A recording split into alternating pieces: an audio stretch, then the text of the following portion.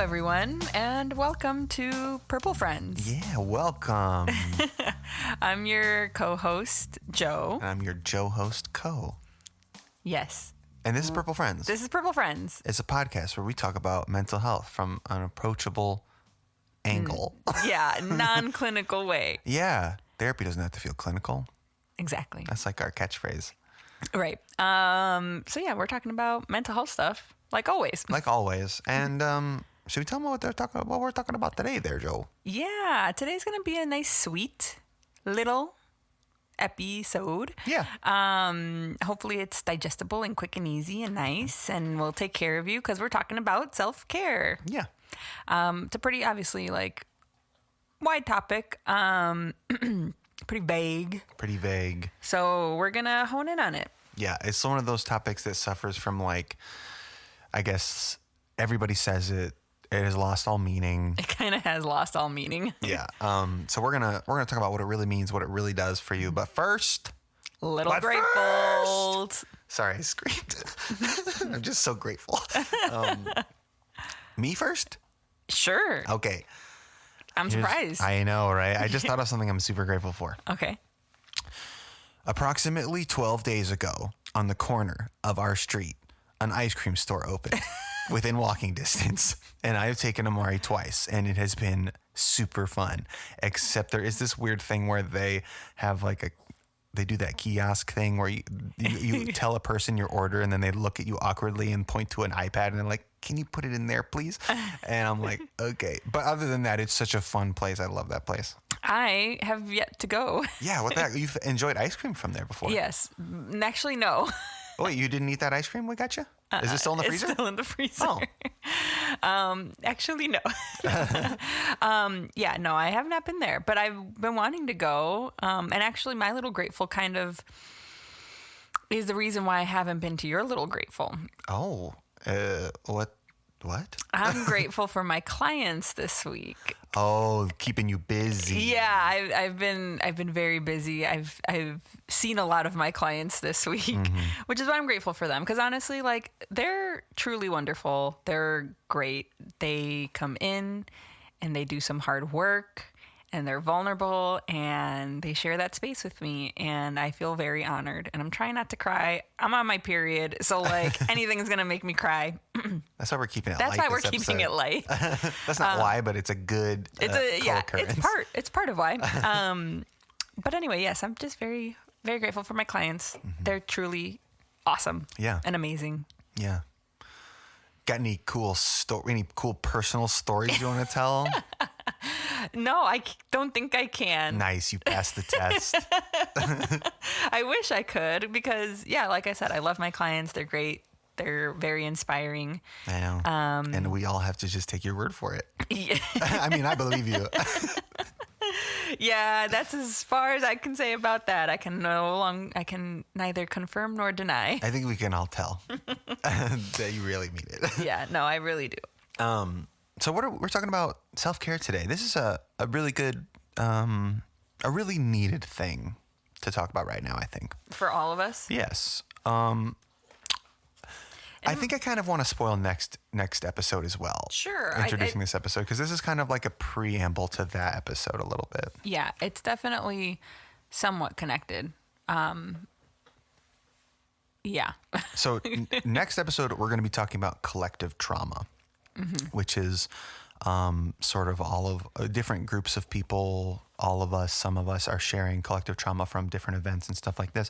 And we're going to talk about that later. And I'm sure all of you can understand why that could be completely relevant to any of our American listeners or anywhere in the world really right now, because everywhere is kind of going a little haywire. But that's next week. Yeah. But this week, before we get to that really heavy stuff, we're going to come at you with some really good, applicable self-care stuff. So remember this episode when you're listening to next week's episode. Yeah. This but will be your salve, your ointment for the burn. Yes, exactly. Because, yeah, as Corey mentioned, life is happening. And everyone, I always say, like, everyone's carrying just a little extra in their bag with just current events, and it sits different for everyone. And but it is there. Yes. So we do want to address it. We do want to talk about it and provide some comfort, hopefully. And this is that episode where we, like Corey said, provide some soothing relief. I thought it was important to give this one to you first. Yes. We also want to thank our friend Zoe Craner over from Support Over Stigma.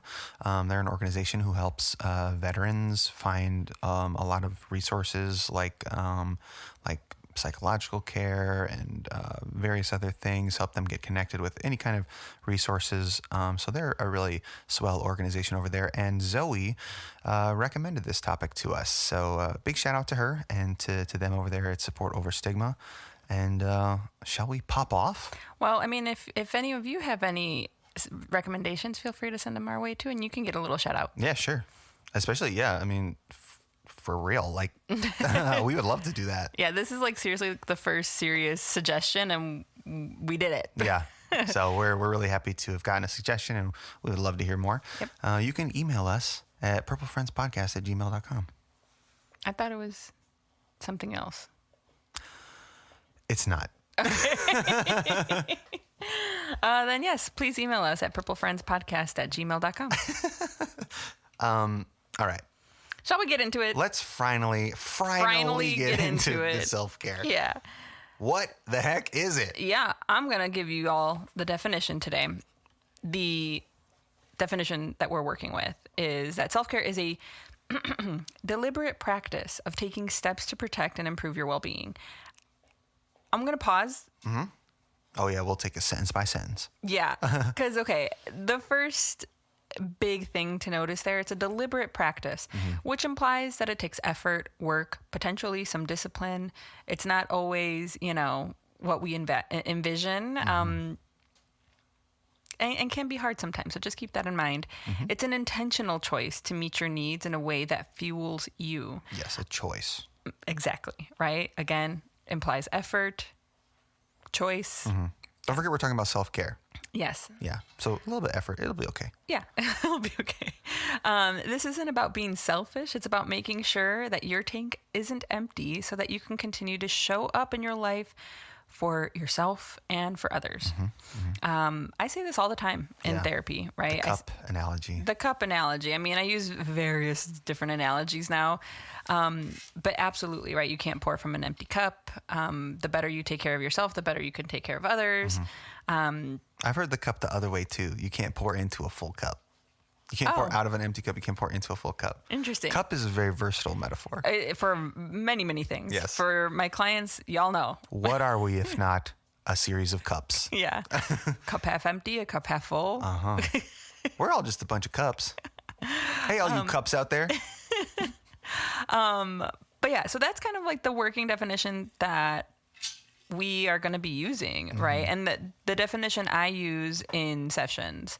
So some common misconceptions, this top one especially, well, actually, no, they're all really good misconceptions. All very serious ones, yeah. But no, one of the misconceptions is that it's a luxury, right? That like it portrays this like spa day, getting your nails done. I think of like Donna and Tom Haverford, treat yourself. Yeah, the treat yourself, exactly. Like, and that can be a form of self-care, but I really want to move away from that kind of definition of self-care just because of like all the overconsumption and kind of the association that we start to make of like self-care equals spending money. Yeah. Also, nobody needs us to tell them that they could be relaxed if they spent a lot of money at a spa. Like that's obvious, everybody. Yeah, exactly. And there, like I said, there are more tangible ways to do that. Yeah, we're going non-luxurious. Yes.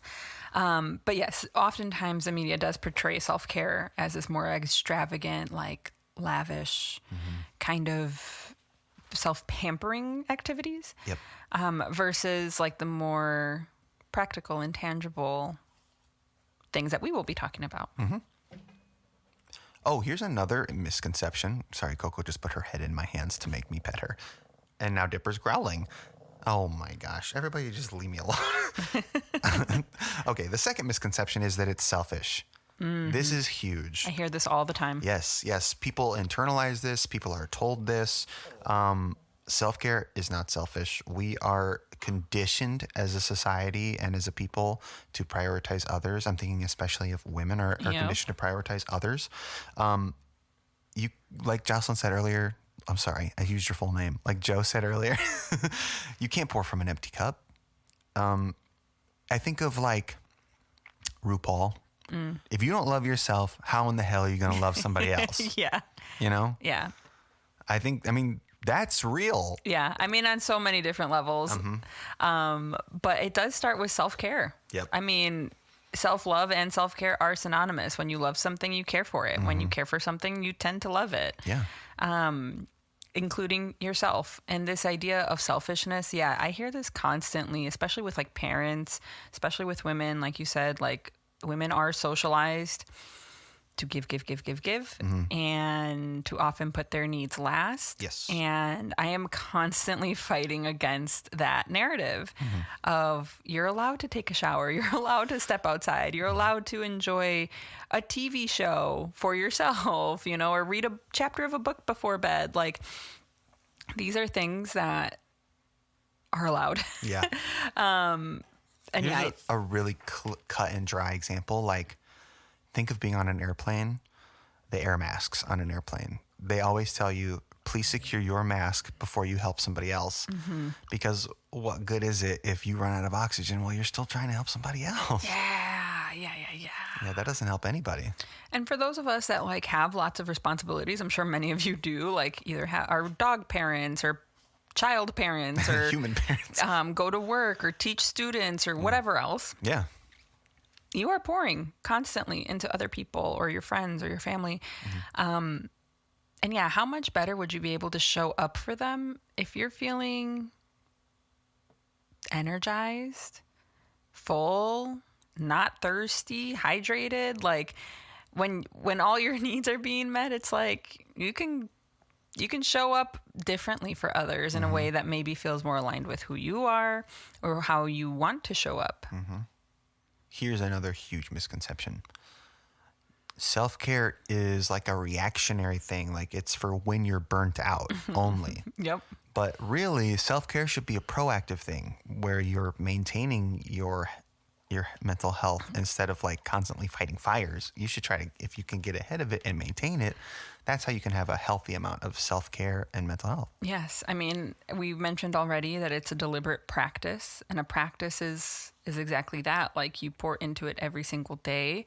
I've been starting to say that like mental health is a lifestyle change, right? Like the same way people talk about dieting or whatever. Being a lifestyle, being a lifestyle change. We don't even need a soundboard. I think mental health is also a lifestyle change, you know, implementing these practices, even when you're doing great, is going to maintain and sustain your mental well-being. Yeah. Very important to keep that nice, strong foundation, even when it's not in threat of crumbling. Yeah, absolutely. They're your lifeboats that are going to carry you through any storm. Let's take a minute before we get to some of our applicable techniques to talk about a little bit more about like intersectionality and how self-care can look different for different kinds of people. Love that. I think we would be remiss to not talk about socioeconomic status. Yeah, I mean, we've already kind of touched on it. Yes. In one sense, like, yes, the difference between like being able to afford going and getting a spa versus not being able to do that, but also in the sense of like, if you're working like a bunch of jobs, you don't have time for self-care. Like, that's really, really hard. Or, and like this still kind of leans on the idea that self-care is something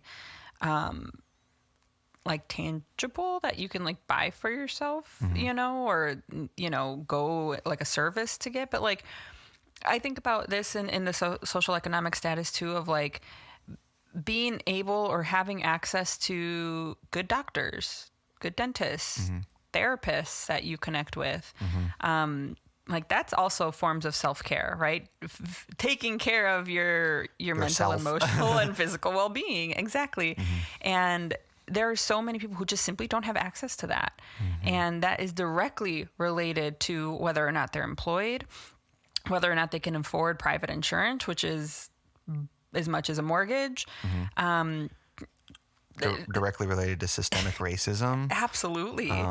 Yeah, all that kind of stuff based on where people are living. Yeah, we are very aware that there are certain populations that like self-care is kind of a joke. It's kind of like laughable to think that that's accessible. Yeah, like even in your community, if you attempt to do it, you will be derided. Yeah. And like, I understand that can be really hard to move past. But it is definitely worth it. You know, anytime you invest in yourself, it's always going to give you a return on investment, right? You are the best investment, you know, investing in yourself in any way you can. And we'll soon talk about like these tangible ways that hopefully will fit into your very busy routines, or very limited budgets. Yeah. And also it's important to note that like, depending on who you are as a person in a system that is as systemically racist as the American whatever everything system, in a system that wants to do you active harm, taking care of yourself is resistance. Yep, it's a form of protest. Yes. You are existing and thriving, most importantly, right? Like, absolutely. Taking up that space, showing up for yourself and for others is exactly right. Yep. Also, too, like, being mindful of, culturally speaking, like what self-care is and what that looks like. You know, I think, for example, we've talked about boundaries being a form of self-care, or like spending time alone, or, you know, saying no to certain plans where, like, culturally speaking, I know for me, when I talk about self-care, I like to hang out with my family and I will go to them more, you know, like, so just be mindful that, self-care looks different across generations, cultures, people. Yeah. Like, and on the flip side, people have different ability levels. absolutely. Kind of like the opposite of what you said. You said adding more social things can be self-care. Sometimes subtracting social things can be self-care, can be radical self-care, especially for people with disabilities. Yeah. So yeah, we just want to be mindful of all those extra challenges when it comes to talking about self-care. Yeah. It's definitely not a one size fits all. And I think that part of it can feel unapproachable or kind of daunting or frustrating to even start the conversation of self-care, because it's like too many obstacles, too many barriers, which, like I said, we totally understand. And we are still big proponents and advocates of putting yourself first and prioritizing your needs, and even doing that in small incremental ways. But yeah, definitely not a one size fits all, which, okay, if I can speak on this for a quick second. Please do. If you are a person who is part of a marginalized community, or, you know, something sets you apart from like the mainstream rhetoric, we have to get more creative with how we approach some of these things, right? Including self-care. Because if you go on TikTok and search self-care things, you're probably going to see majority, you can say it. Young white women doing face stuff. Yes, young white women. I'm not even on TikTok and I know that's the answer. Yes, that's absolutely the answer. And obviously, like, if you look up like self-care techniques, that's probably 90% of the content that you're going to see. And then maybe like 5% of like some therapist trying to like break through Desperately trying to break like into your algorithm. 3% of like niche people like advertising to their population. Anyway, but yes, it can be really discouraging when you're like, okay, everyone's just like saying the same thing, you know, like wake up early, do this, do that. And it's Isn't like, it weird that those people don't seem to be getting any happier? I mean, and they're all, I said this, I think on the Vibe social media, but I said that like, oh yeah, when we were talking about beauty standards, that like nothing is real and everything is the same. And I think that applies to like the self-care realm of social media. It's like nothing is really real. None of these self-care things are actually real. No one's actually doing like a 15-step skin routine or like shower routine. Yeah, it's just content. It's just content, and none of it is real. They're not actually doing these things that are quote unquote self-care. And it's all the same. You scroll to the next social or to the next self-care reel, and it's the same the same thing. It's a different person doing the same 15-minute or 15-step skin routine, or using the same products. And it's like, we have to wake up and we have to again, going back to this idea of it requires effort and work and creativity to find the things that are actually going to fuel you. So yes, absolutely. Right. The things that we search on social media or YouTube or Google on like ways to start might feel really disappointing and really discouraging. And that's why we're here to talk about that, to hopefully give you guys the courage to not even look on social media for things that could potentially help with your self-care and look inward. Think about the times that you have felt energized after doing a certain activity or talking to someone, or what are the things that you've noticed like really impact your energy levels, and hone in on those things. That's going to be a lot more effective than whatever's the top trending reel on Instagram or whatever. And we're each going to give you some of our own personal things, which are deeply different, I would say. Yeah. Like totally diametrically opposed. So you'll get a good variety, and maybe some of the weirder ones that we say will, like, I don't know, maybe it'll make you think, resonate with maybe, you. Yeah, maybe I could think of something like that in my life. So let's talk about some of these real techniques before we get to our personal stuff. Yeah, we've kind of broken it down because, as we mentioned earlier, there's a lot of different ways to approach your self-care. One of them being physical, right? Like taking care of your physical body, meaning what you put into it, how active you are. Are you going to the doctor? Are you getting what you need? Are you sleeping well? Are you hydrating? These things are probably some of the most accessible things. Other than going to the doctor. Yeah, except for going to the doctor. But like a lot of the things related to like well, actually I lied. Maybe it's not. No, some of it is. Some of it is. Can like moving your body. Sleep? Yes, please go ahead. Yeah, you take over. Well, I just want to say, like you mentioned sleep, and I have a really great, absolutely free, accessible one for sleep, is to learn about sleep hygiene. Sleep hygiene, if you don't know, has nothing to do with like dental hygiene or cleanliness or anything like that. It's about having a consistent bedtime routine. It involves turning off your access to like illuminated screens at least like an hour. Sometimes it can be different for every person. I like to do an hour before bed. It involves like consistently like you change into your, like, let's just give an example. You change into your PJs, you brush your teeth, you read a book for an hour, and then you go to bed. And you consistently do this routine, going to sleep at the same time and waking up at the same time, no matter whether it's the weekday or the weekend, until your body is like super used to that schedule. Yeah. And that's how you have good sleep hygiene. And that is free. Yes. Changing what you do on a daily basis, especially when like the consistency. Yeah, exactly right. You can do that. And that's like an idealized version of what I just said. Like course. it could be like, you go out on your back porch and you just like chill out there for an hour and then you're good to go. Yeah. You put the dogs away, you head to bed. Yeah. Whatever your routine is, just like keep it consistent. Yeah. That will hugely help your sleep, your mental health. Because, oh my gosh, those two are so linked. We could do an entire episode about sleep. I could do an entire episode about sleep off the top of my head. We really should do a whole episode on sleep because it is that vital. Yeah. If you can help get yourself get a little bit better or a little bit more sleep, that makes a lot of this other stuff a lot easier. Yeah. Our body, especially our nervous system, thrives on regulation. So like when it can count on something, it's going to thrive in that, right? So yes, that is probably one of the reasons why sleep is so connected to mental health, is that like it's regulation, right? We're regulating our systems. So yes, sleep, stretching your body, going for a walk. Here's another one. I mean, what you intake, right? What you eat, what you drink. Those are forms of self-care as well, right?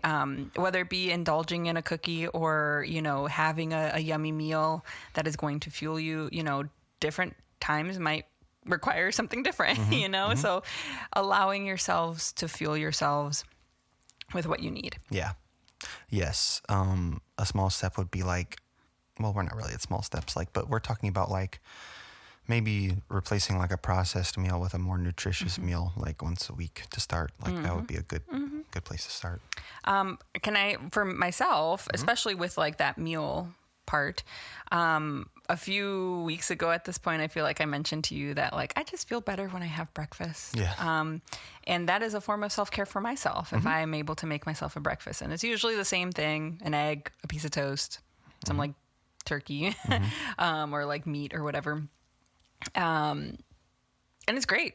It makes my coffee not upset my stomach. It makes anything else I eat or medication I take feel fine, and I feel more energized. And usually I can then go until lunchtime without feeling angry. That is radical.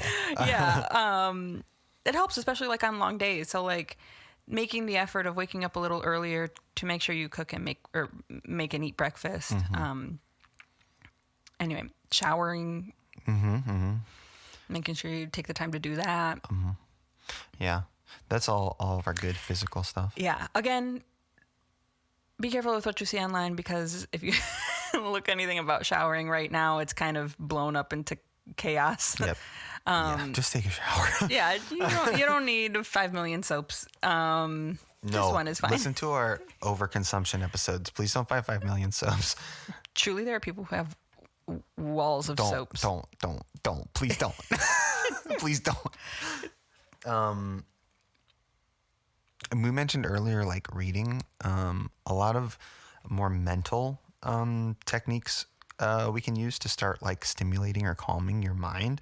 A big one is taking a break from social media and news. We're going to talk a lot more about this next week or next time. Yes. Like the balance between taking a break and staying informed. I understand many of us feel very conflicted with that, especially now we feel the sense of responsibility to stay informed. But as I've been having this conversation with so many clients these last several weeks, we are not intended to carry the weight of the world at our fingertips and to have access to horrific things, scary things that throw our nervous system into fight or flight every single day, constantly, without consent. Yes. The internet has become a very scary place for many people. And we are allowed to take a break. And you are allowed to stimulate your mind in different ways, in more calming and regulating ways. And I hope that you do, because like I said, it's all about balance. I'm not at all saying or suggesting that we should stop social media use like hell. I will, but like definitely balance that out with other things. Yes. And if you're getting a lot of news fatigue, just think like, I don't know if you're like me, but I have AP News app. I get the news alerts, and boy, oh boy, you really only have to hear all the news once. You don't have to get like every single dramatic update every 45 minutes or whatever. You can read the news of the day, and that's probably enough for most of us. Yeah, honestly. I get sucked into like the comments and who's saying what and what else and what does this person think, and like, oh, is that valid, or is this freaking AI? Yeah. Oh my God, so much of that. Yeah, it's oh my exhausting. God, I saw the scariest AI video the other day. Oh my God. Do you want me to tell you about it? Yes, of course. So here's why it was scary, because it was so upsetting. It was just this guy like in his room, and next to him was like a woman in the same room, whatever, and she was doing all the same hand movements as him. It was literally like a real person, just completely replaced. Like in his same room, same everything. It is scary out there, It y'all. is scary. It is absolutely scary. So invest your time and energy elsewhere, because I'm sure I'm not alone when I say that, like, sometimes I feel worse and more exhausted and pissed off that I've spent half an hour scrolling and not doing anything, or feeling worse after instead of feeling better. So definitely, if you're up for it, challenge yourself to download a reading app. Read instead of go on a news app. That is like literally no change in your routine whatsoever. Or possibly even more free, go to your library and get a physical book and use it before you sleep. Yeah, absolutely. Or learn new skills. Like, I mean, girlfriend, you know I'm going to talk about knitting. For the first time, I had a client who also knits. What do you mean the first time? For the first time, I've never had another client that knit. Whoa. I know. That's really shocking. So they were a new client, and we bonded over knitting, and I damn near couldn't shut up about it. But like, it is very regulating, right? It's that bilateral stimulation. Walking can provide that for y'all. Reading doesn't provide the bilateral stimulation, but it is also very regulating and very immersive. Very immersive, very calming. Learning any new skill, right, can be very stimulating your mind in a much more caring way, self-caring way. Yeah. Additionally, while we're doing this self-care, we can't not talk about a little bit of processing our feelings. Absolutely. Emotional self-care. Yes. Journaling. We talk about it basically every episode, but holy cow, just like 5 minutes of journaling, just jot down some of your thoughts for the day. Just get them out of your head. Yeah, they don't even have to be coherent or like full sentences. Truly, I often recommend like bullet journaling or just writing lists of like the crap that's in your head. Sometimes you just need to knock it out to like free up some of that mental space that I know is so needed. But on top of that, like I used to talk a lot about like a reflective practice. So journaling is a reflective practice, but really anything that you do, whether it be meditation or working out or walking or meditating, where you're just like processing, reflecting, thinking, tuning in. Alone with your thoughts, the scariest place to be. Yeah, I get that. But get to know yourself, right? Like that is the meat and potatoes. That's, I mean, the same way you date someone and you want to spend a lot of time with that person. Like, have you done that for yourself? When was the last time you spent some quality time with yourself? And that yourself on a date. True. I mean, honestly, not trying to advertise spending money, but like sometimes taking yourself on a date can be really, really nice. Focus. Like I take myself to dates. I feel like, well, not so much often anymore, but like to Will & Co., like the places I know that you don't care to go or Amari cares to go. And it's like, it's just me. And or like you would prefer to have a lot of extra time to browse. Yes, exactly. Or like have this particular food for dinner or like, watch this show that no one in the house cares about, Those things are all also forms of self-care. And lastly, about like your buddies. You ever dish with your buds? Yeah, relational self-care. We are social beings and relationships are such a huge part of our pies that it's important to make sure that we're taking care of our relationships and ourselves within those relationships. So if that is implementing boundaries with some people, then that's what you do. If that's checking in with some people and bringing them closer, or better yet, scheduling alone time? No. Oh, that's what I thought when you said better yet. No. I was going to say being vulnerable with them. Oh, yeah. Going deeper, sharing where you're at if you're struggling, letting them know that you're thinking of them. Sometimes a little thought can go a long way, and relationships oftentimes are intended to be reciprocal. So when we pour into our relationships, usually we're able to feel some of that fuel back. And if you don't, run, girl. Run for your life. This man is going to kill you both. What is that from? I think it's from Dumb and Dumber. Oh, yeah. Yeah, it is.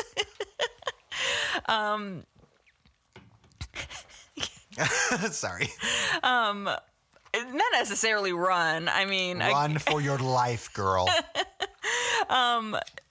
We know relationships are nuanced. They should feel balanced. We understand that sometimes people will tolerate unbalanced relationships. And as we should, right? Sometimes that is necessary. Sometimes that is necessary. I can only show up 20 and you need to show up 80. And sometimes you need to show up 20 and I show up 80.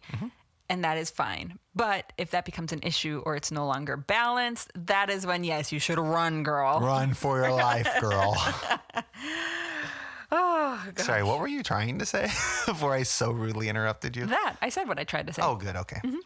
Obstacles? Yeah, let's talk about these obstacles because like we've talked about some good small steps. Let's talk about some of these really common obstacles and how we can, start small. Yeah.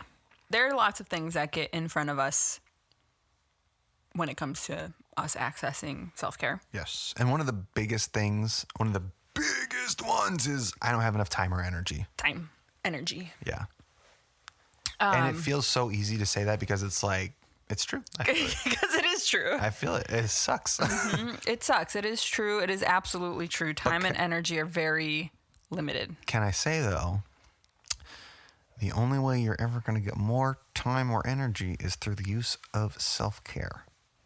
Yeah, you have to make the time. Yes, or really, really advanced scheduling techniques. Yeah, I mean, if you can sustain that, I feel like I can sustain a good schedule for like 2 days. Yeah. But yes, you have to make time. It has to be an effort. And as we've said before, it has to be a choice. Meaning that if in one day there's so much going on and truly there is no time, choosing to forgo something for yourself is important, right? Or choosing to do an abbreviated version. Yeah. Of your self-care routine. Something, right? We're trying to reframe how these beliefs that kind of get in the way.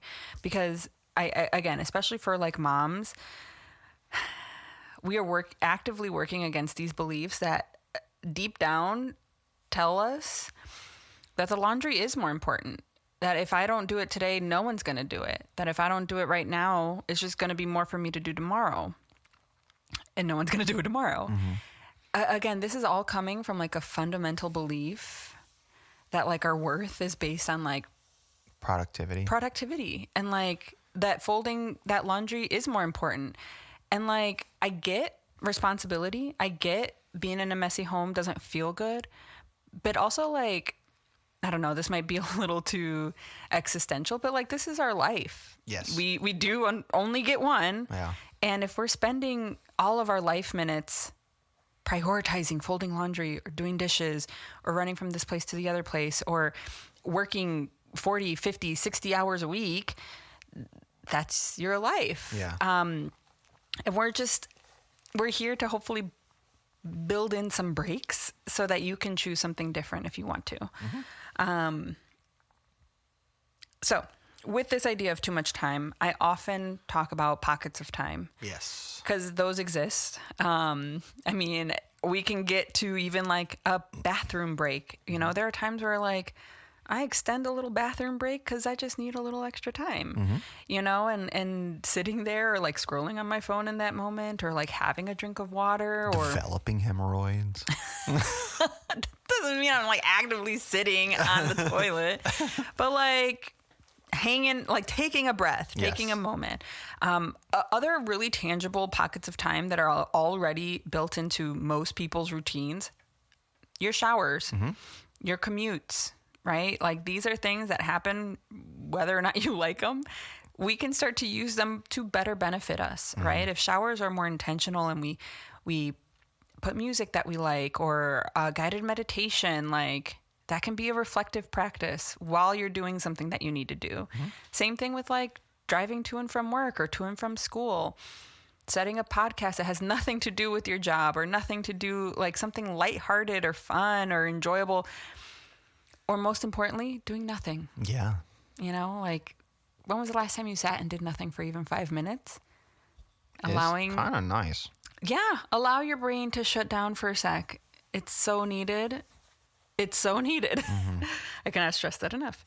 But yeah, I think that once you start to invest in that, it becomes a little easier, right? Once you start to rely on like, cool, every Wednesday, you know, my husband puts the kids down and then he goes to the gym. I have an hour where I can just watch the TV I want to watch or read the book I want to read or take a nice long bath.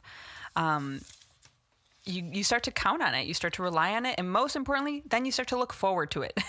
And that's where, like, I think the real juice is, right? Is like when you're looking forward to that thing that you know is going to fuel your tank. Yes. Here's another big obstacle. Guilt. There's a lot of reasons to feel too guilty to do self-care. We don't need to get into all of them. There's literally billions. Yeah. And I know that they're also deeply rooted. Yeah. We could not even possibly begin. But one thing to remember, we talked about it before, is like the oxygen mask analogy. You have to put on your oxygen mask before you can help anybody else put on their oxygen mask. Or as RuPaul said, if you don't love yourself, how the hell are you going to love anybody else? It's true. I mean, there's a reason why that is such a cliche. Like, everybody has heard that before, is because it's true. I mean, I'm sure most of us have felt it experientially too. Like, if you're not at your best, you're not a good partner. Yeah. Like, just like that times a million, you know? Yep, absolutely. And so it's really important to remember that it's not selfish, and it's not something that you should feel guilty for, because helping yourself is helping the people around you. Absolutely. Especially when it comes to self-care. Love that.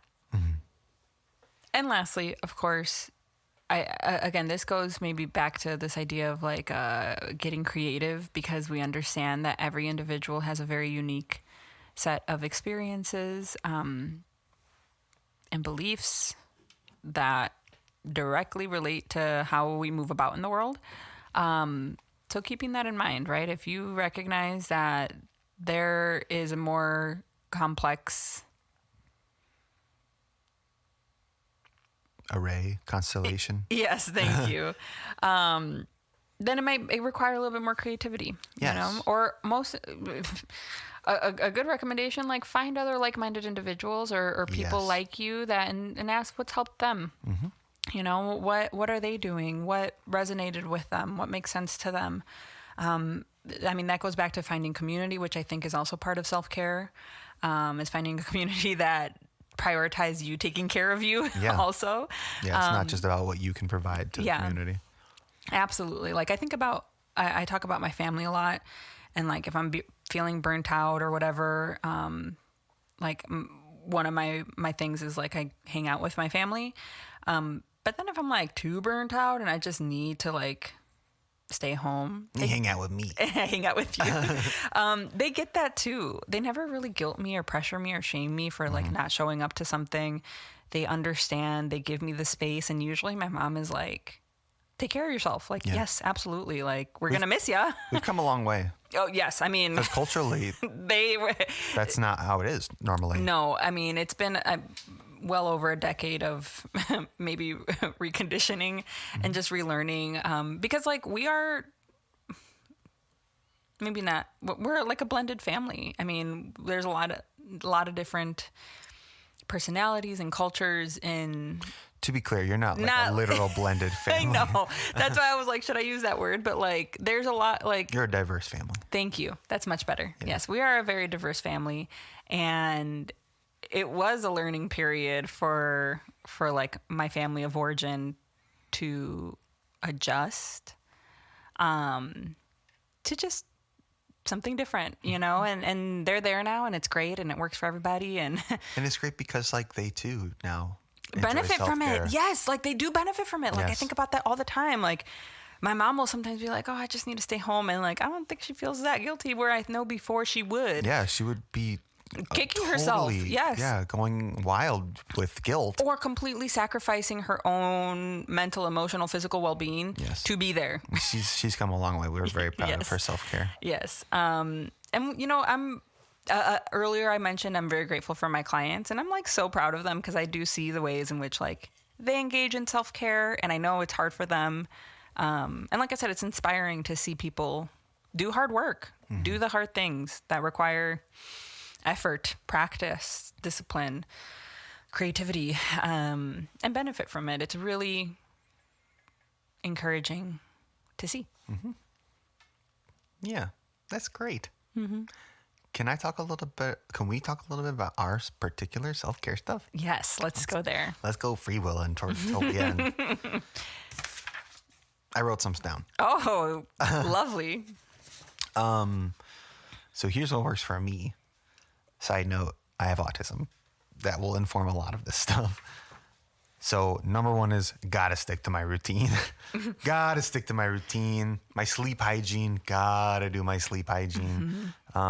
I mean, if I go to sleep or wake up even like an hour off, I'm like weird the next day. Yeah. And it takes a bit to get back on track. And what is it like if I don't eat breakfast? Horrible. It's terrible. Our house becomes hell for everybody. So yeah, self-care is making sure I eat something for breakfast. Yeah. Breakfast is a big deal in our house. Yeah. I'm noticing. Yeah. For a long time, I was like, I don't need breakfast. And then I started realizing, wow, I'm kind of a jerk around lunchtime. And also so pale and weak. Just like frail. Yeah. Just like trembling like a little paper boy. I don't know what's wrong with me. I'm like, have you had anything to eat? And I'm like, no. Please help. Literally, you've had to do that before. Like, I know. It's been like, I need you to make me some food. I'm dying. That has not happened in a long time. No, though. I'm a lot better now. Another big one for us is our shared calendar and our shared grocery list. Oh, yeah. That's big for me.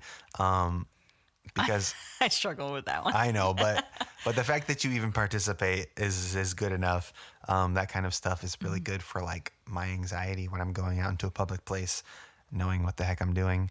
When I'm by myself, I like to be dark. Yeah. And sometimes, like vampiric dark. yeah, sometimes very quiet too. Like almost no sound in the dark. Sometimes I come home and I'm like, is anyone here? And it's just Corey in his little computer chair, like yeah, with an earbud in the middle of the living room. just dark. I'm like, oh hey, and I look around. I'm like, what time is it?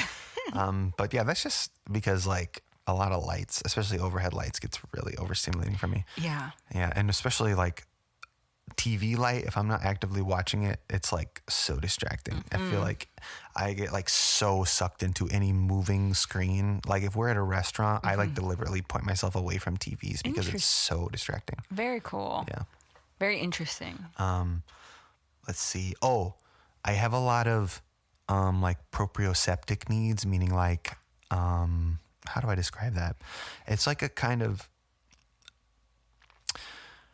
like if you've ever felt like I'm so excited, I just need to squeeze something. That's proprioceptive. That's like a proprioceptive response, like your body tensing up because of like intense emotions. It's like an internal pressure. Yes. So like when a way that like a lot of people with autism deal with that is by stimming, obviously.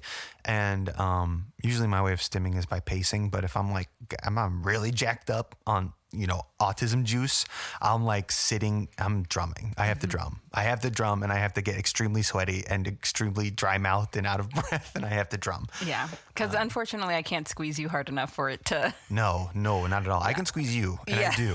Yeah. Sometimes a little squeeze helps, I feel like. Sometimes if you're getting in that territory. Yeah. A nice big squeeze or like me laying directly on top of you and putting all my body weight on you like will help. Yes. But otherwise that energy needs to go into the drums. Yes. I have several weighted blankets. It doesn't do enough. No. Also enforcing boundaries, staying home sometimes when I need to. Which, can we talk about that real quick? Yeah. Because like that was something that I think for us was another learning curve. And I actually use this example a lot in therapy of like, it's okay for you and your partner, you and your family to do things differently than you're used to. The example I often give is like, our family never eats the same thing for basically any meal. Right.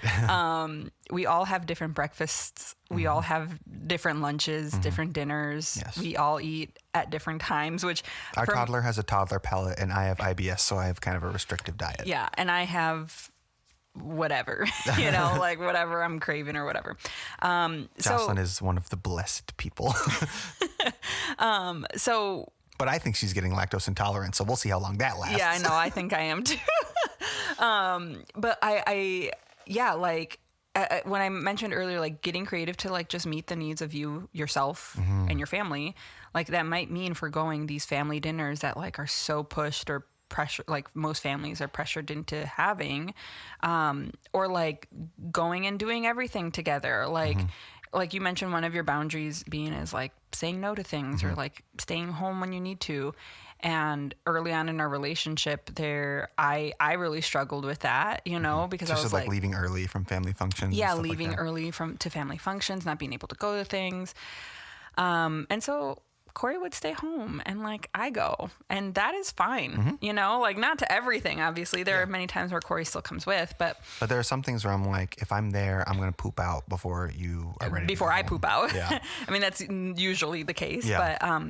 but we've adjusted, and so Corey's still able to honor what's best for him, and I'm still able to honor what's best for me. And I feel like I still see the family plenty. Yeah, I mean, like once a week at least. Yeah, we see the family a lot, so it's totally fine. But yeah, get creative, think outside the box. It's totally okay for you and your family to do things differently if that is what fuels you. Yeah, and I give you permission to use some of my autism tools. You can go in the dark, in the quiet. You can go in the dark, in the quiet on your computer and do a lot of research about a special interest. And honestly, that is very fun. It is so fun. Yes. Or if you're like me, Try it, neurotypical people. you can try some of the things that I do for self-care. Yes. Which I think one of the most consistent things of self-care that I do is just like my getting ready time in the morning. Usually I'm very lucky. Corey makes me coffee, and I'll have coffee and like just get ready for the day, get dressed, put on makeup if I want to put on makeup, or honestly, like just sit there.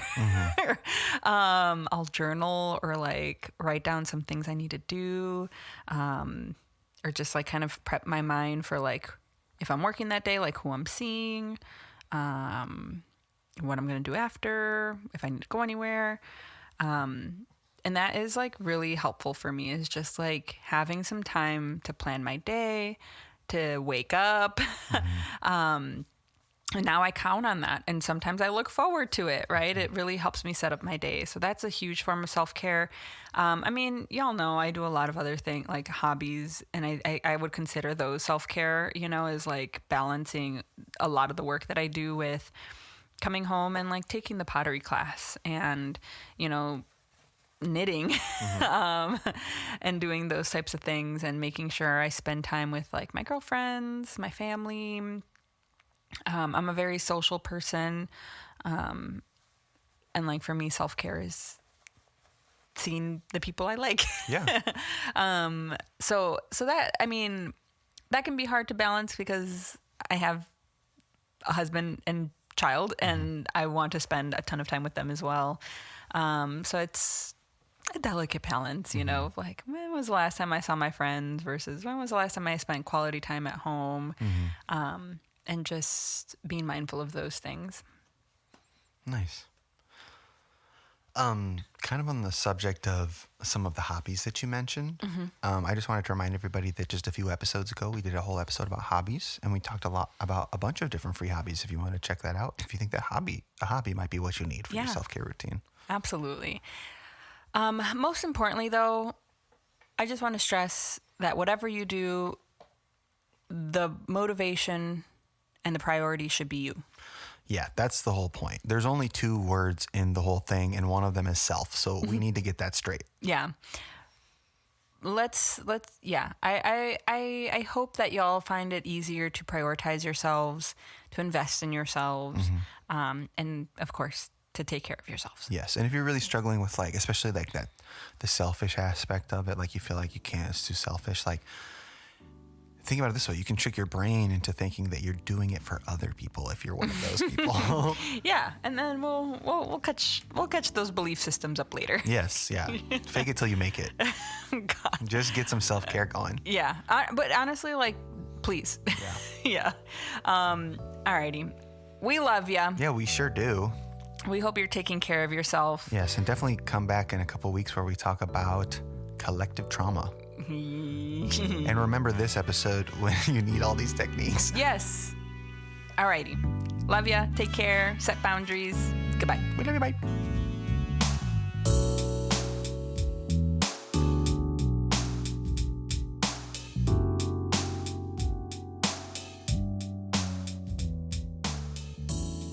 Purple Friends is an independent podcast produced by Vibe Therapy Services and is not a substitute for a session with a real therapist. Our show art was created by me, Jocelyn Lang. And our theme music is Nature Nurture by me, The Implied Bear. Vibe Therapy is an Illinois-based private practice servicing clients in person at our Wheaton office and virtually throughout the state of Illinois. We accept Blue Cross Blue Shield PPO, Aetna, and Cigna insurance. We also offer cash pay rates, financial assistance, and free 15-minute initial consultations where you can get a feel for our practice. Think of it as a vibe check. Therapy doesn't have to feel clinical. Visit vibetherapyservices.com today to see if we vibe.